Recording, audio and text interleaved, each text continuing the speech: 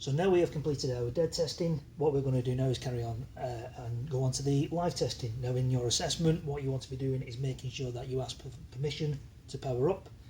That's one of the requirements. In this case, what we've done is we've hooked ourselves up into a temporary supply, and what this is going to do now is give us a feed, and we can replicate a live incoming circuit. So we've already done our continuities, rings, insulation resistances and polarity deads. So according to our Cripper sheet, what we need to do now is polarity live. Now for that, I'm going to use our tester, and we've got a nice little setting on this multifunction. If we set it on 2 volts, on that, we'll get a reading of voltage of live earth, live neutral, neutral earth. And so long as they are the readings we expect, everything is fine. Now, because this is live, our test leads do need to be GS38 compliant, which means a 4mm tip. So all I'm going to do is clip onto the main earth bar there. I'm going to attach the neutral on first, then the line. And now, as you can see, we've got 222 volts live to earth, 220 volts live to neutral, less than 2 volts neutral to earth, and that is ideal of what we want. That shows polarity. So our next test would be earth fault loop impedance and fault current. So what we're going to do is we've got an incoming earth from our temporary supply, and if you remember, we've got our bonding down there. So all I'm going to do is disconnect our bonding so that we get rid of any parallel paths. Again, in this particular case, I'm going to disconnect the main earth, which will get rid of the bonding. So that bonding is completely isolated. All I'm testing now is the external earth fault loop impedance. So what I'm going to do is, because I've got an RCD protecting this circuit upstream, I'm going to select loop ATT, so that means it won't trip the RCD. If you're on an incoming supply and there are no RCDs, you can select loop high. So in this case, I'm going to go with that. And all I'm going to do is I will put that up there so that you can see the readings.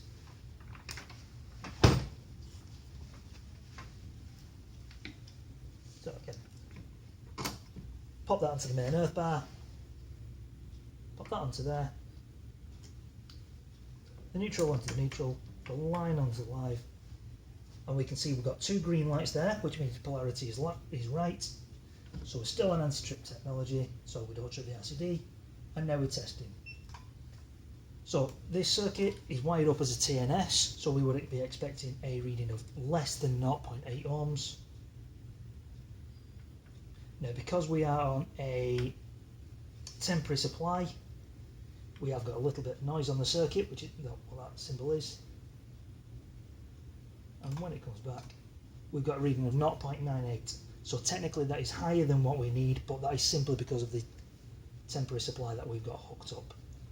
We can also see from that, we've got a prospective earth fault current of 226 amps and a prospective short circuit current of 256 amps. On your test sheet, you want to record the highest, so we will record the short circuit, and because that is in KA, that would be measured as 0.25 kiloamps. In terms of what that means, the circuit breakers are rated at 6,000 amps, so as long as our fault current is below that, we are okay, and that is significantly lower. What we're going to do now is reconnect the main earth so that we do have these parallel paths in, and we are going to reconnect now and retest what we've just done. But the reading we're after now is the fault current again, this time with our parallel paths included. So again, neutral onto neutral, check for the 2 greens, we're good to go. Now, because these bonding connectors aren't actually connected to anything, the readings should be roughly about the same, but in an installation this could be a large difference. Now in this case we've got 1.03, it's not too much different to what it was before. We've still got a prospective short current of 0.25 is the highest, so that is what we will record.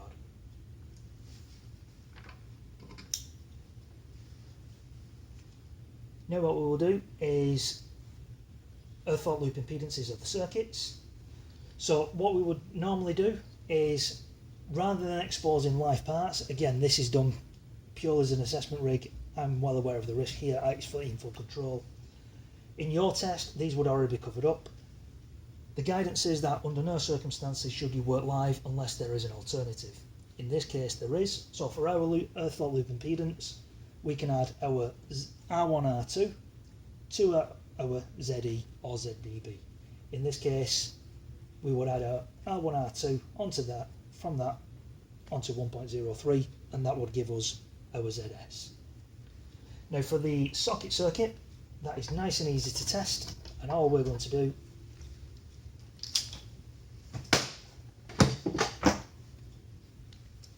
is change onto our plug lead. So again, brown to brown, green to green, blue to blue, simply because this is a live test, so it's 3 leads. I'm going to switch the circuit on. Now ideally what you would do is put the front cover on this, but I'm leaving this off for training. I will plug that into my socket. Again, we've got 2 greens, and now we will test this. Now because our ZE is significantly higher than we would expect it, I do expect this reading to be greater than the maximum permissible.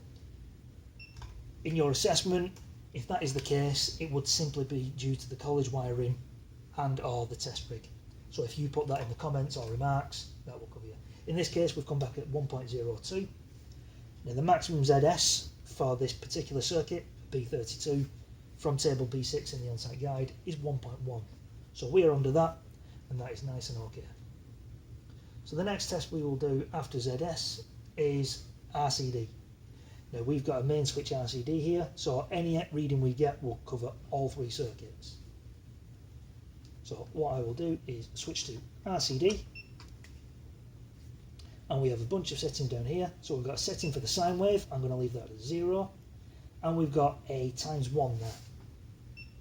I'm going to cycle through until I get to half. So that is half setting. So what we're doing is putting 15 milliamps through a 30 milliamp RCD, and in this case we do not expect that to trip. So if I press test,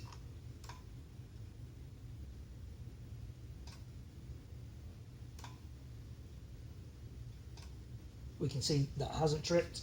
So I'm going to select 180, so the opposite sine wave, test again, and we still don't expect it to trip.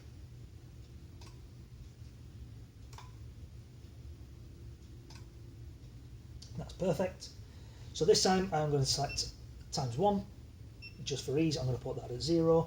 So we're sending full 30 milliamps through the 30 milliamp RCD, and we expect this now to operate within 300 milliseconds.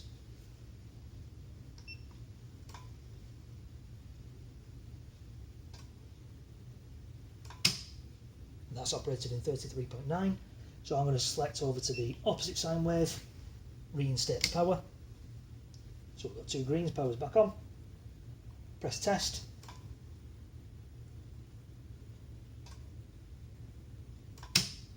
And that is 24.3. So we will record the highest, which was 33.9. On your test sheet you could put that as either 33 or 34. Both of them are acceptable. In terms of live testing, all that's left now is to do a RCD test button test that operates, and we would do a functional test, which would involve making sure lights turn on and off, if you've got a motor, if that spins. In this case, we don't have light fittings attached, but we do know that they will work due to the testing. If we add an SPD or an AFDD, now would be the time to test that as well. In this situation, we don't have either, so we can fill that in as NA on our test sheet. And that is live testing.